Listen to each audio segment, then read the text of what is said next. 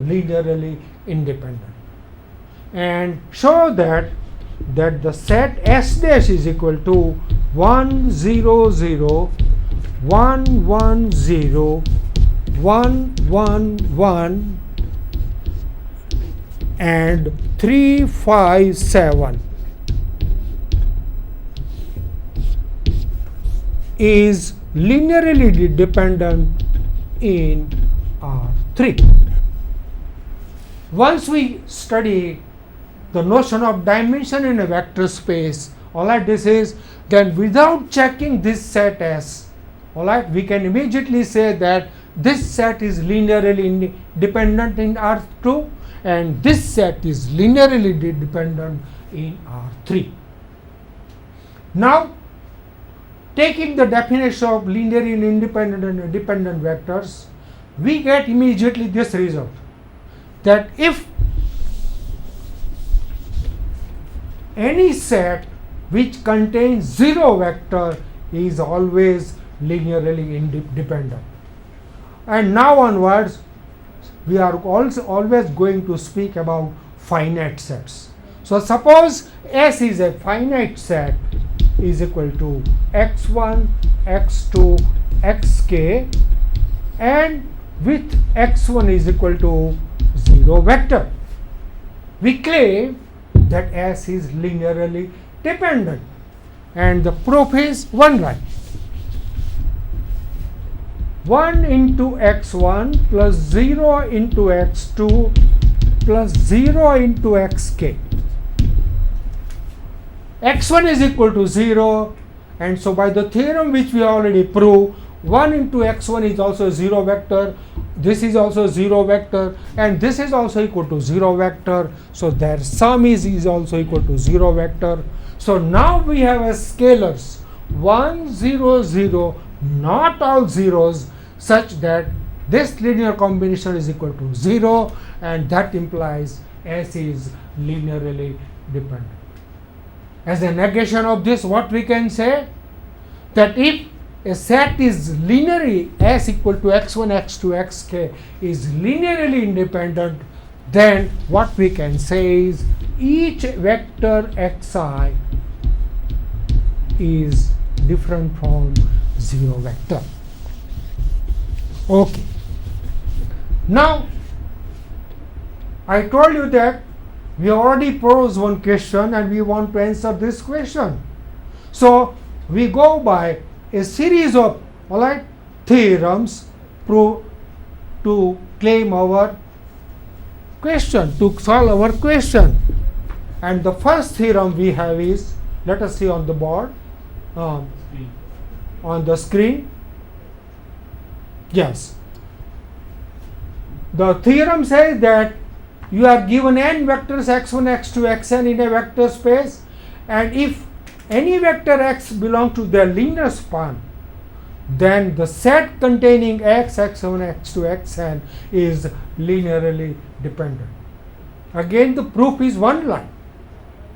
X is belong to linear span of x1, x2, xn, and that says that x is a linear combination alpha 1 x1 plus alpha 2 x2 plus alpha n xn.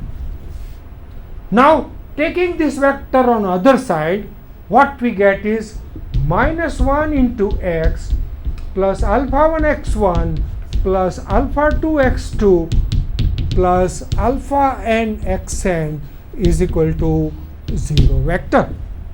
And so what we can say is there is at least one scalar minus 1 not equal to 0, so that this linear combination equal to 0, and so by definition vector x, x1, x2 and xn are linearly dependent. A somewhat negation of this is our next theorem. Let us see on the screen. Yeah, what we are given is that we are given n linearly independent vectors x1, x2, xn, and x is any vector which does not belong to their linear span. Then vector x, x1, x2, xn are also linearly independent. Now this result is going to be very useful, alright, when we come to the notion of a basis. To find out a basis of a vector space, alright, we start with one vectors, and using this result repeatedly we can construct the basis. Again, the proof of this theorem is very simple. We assume that suppose the vector x, x1, x2, xn are linearly dependent. Then suppose vector x1, x2, xn are linearly dependent. Then what we get is, we get scalars alpha 0 x plus alpha 1 x1 plus alpha n xn is equal to 0, such that not all the scalars are 0. Now first we claim that alpha 0 is not equal to 0,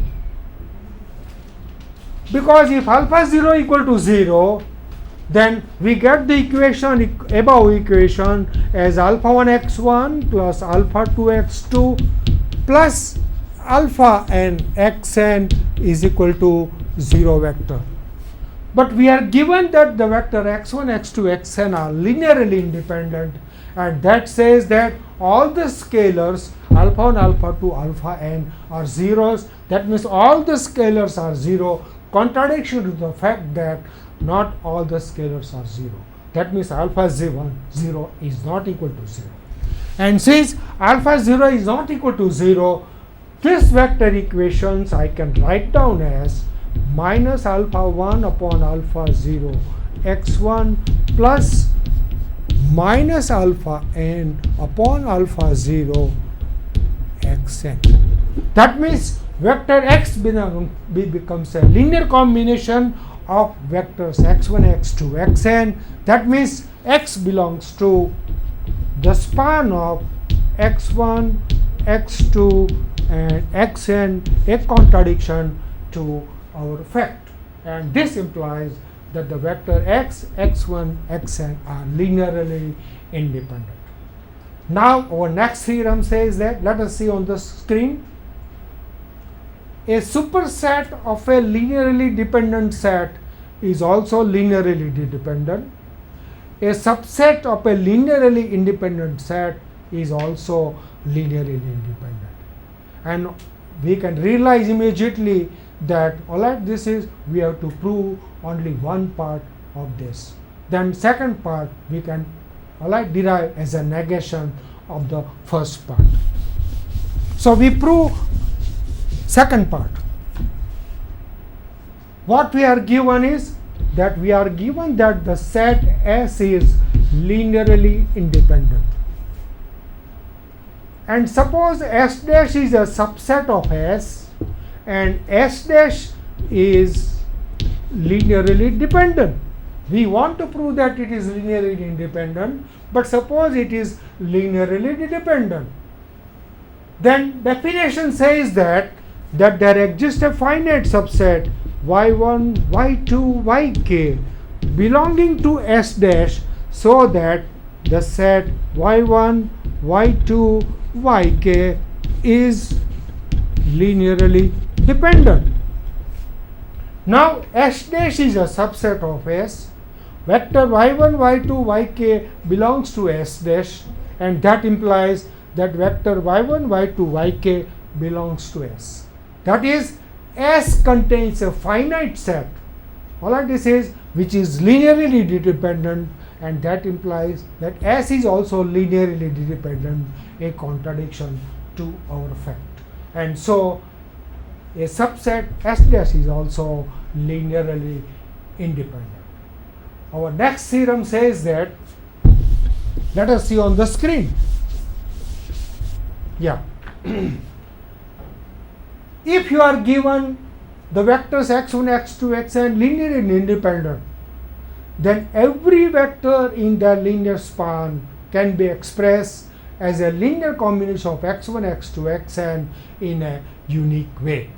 And proof is, alright, very simple, one line proof, that suppose has a two expression, alpha 1 x1 plus alpha n xn, and it is also is equal to beta 1 x1 plus beta n xn. Then comparing these two equations and taking this equation on the other side, what we get is alpha 1 minus beta 1 x1 plus alpha n minus beta n xn is equal to 0 vector. But we are given that vector x1, x2, xn are linearly independent, and so all the scalars should be 0. That means alpha 1 equal to beta 1, alpha 2 equal to beta 2, and alpha n is equal to beta n, and that implies that vector x has unique representation. So far we didn't put any condition on the set S. Now we put one condition on the elements of the set S and prove one very important theorem which we are going to use many times afterward. Let us see this theorem on the screen. Yes.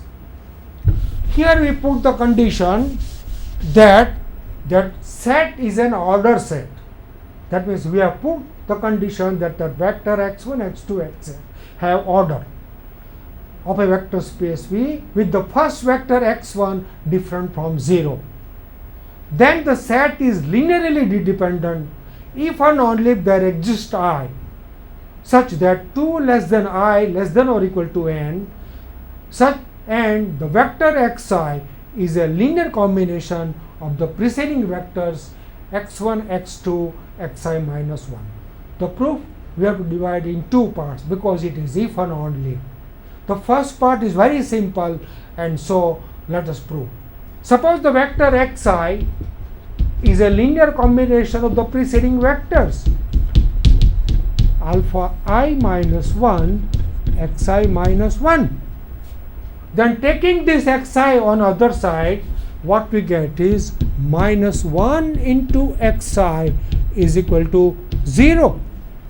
And so we have a scalars alpha 1, alpha 2, alpha I minus 1 and minus 1, not all zeros, so that the vectors, alright, this linear combination equal to 0. That implies that the set S is equal to S1 equal to x1, x2, xi minus 1 and xi is linearly dependent. But S1 is a subset of our original set S, because 2 is less than or equal to I less than or equal to n. Since S1 is linearly dependent, by the theorem just now we prove its superset S is also linearly dependent. Now let us go to next part. Suppose our set S is linearly dependent. Then there exist vectors, scalars alpha 1, alpha 2, alpha n xn, not all 0, such that this is equal to 0 vector. Let I, the largest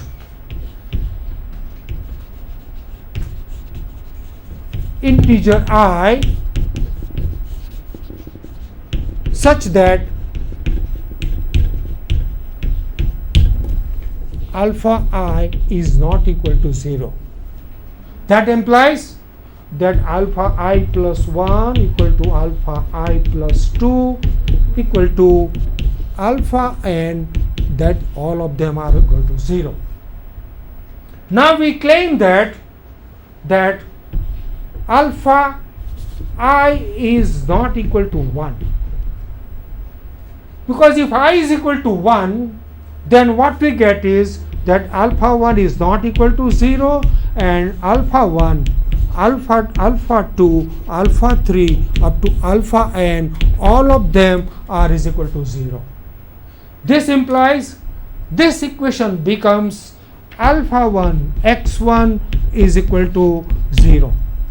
Now from the properties of a vector space we have proved that whenever alpha 1 x1 is equal to 0 vector, either alpha 1 equal to 0 or x1 equal to 0. But we are given that x1 is not a 0 vector, and our hypothesis says that alpha 1 is not equal to 0, so we get contradictions. And so I is not equal to 1, and that says that 2 less than I less than or equal to n.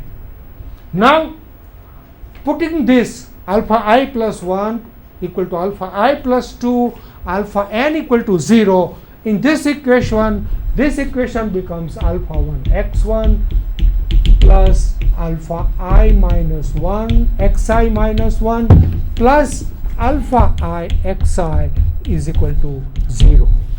Since alpha I is not equal to 0, this equation I can write down as xi is equal to minus alpha 1 upon alpha I x1 plus minus alpha I minus 1 upon alpha I xi minus 1. That means the vector xi is a linear combination of the preceding vectors x1, x2 and xi minus 1. Today we stop here and we will expand this theorem in our next lecture. Thank you. Okay.